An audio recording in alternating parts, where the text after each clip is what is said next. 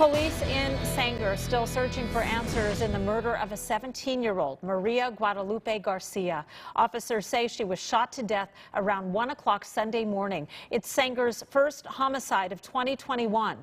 This afternoon, police gave an update on the case that shocked the community. Our Liv Johnson was there. Liv joining us in the studio now with an update. Liv.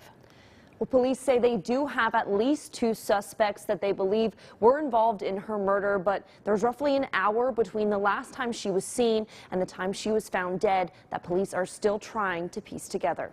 This was tragic. This is a 70-year-old girl, just turned 17 years old, really no gang affiliations. There's no need for this to happen. Sanger Police Chief Greg Garner addressing the community after the city's first murder of the year.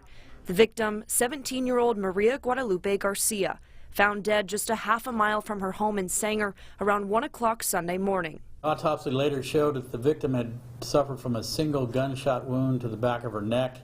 In all likelihood, she died instantly. According to police, Maria was last seen by her mother leaving their home around midnight, just an hour before she was found dead. Her whereabouts were unknown. There's about 50 minutes of time that's unaccounted for. Police say there are at least 2 suspects involved in the murder. They escaped the scene on foot before shooting 15 to 16 rounds at a neighbor who came outside when he heard gunshots. The neighbor was not hit.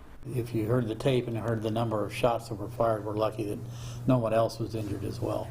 Garner says there are witness reports of a white Nissan Altima or Versa and a black Camaro driving away from the area around the time of the crime. Investigators have yet to discover a possible motive and say it doesn't appear that Garcia had any ties to gangs or gang activity.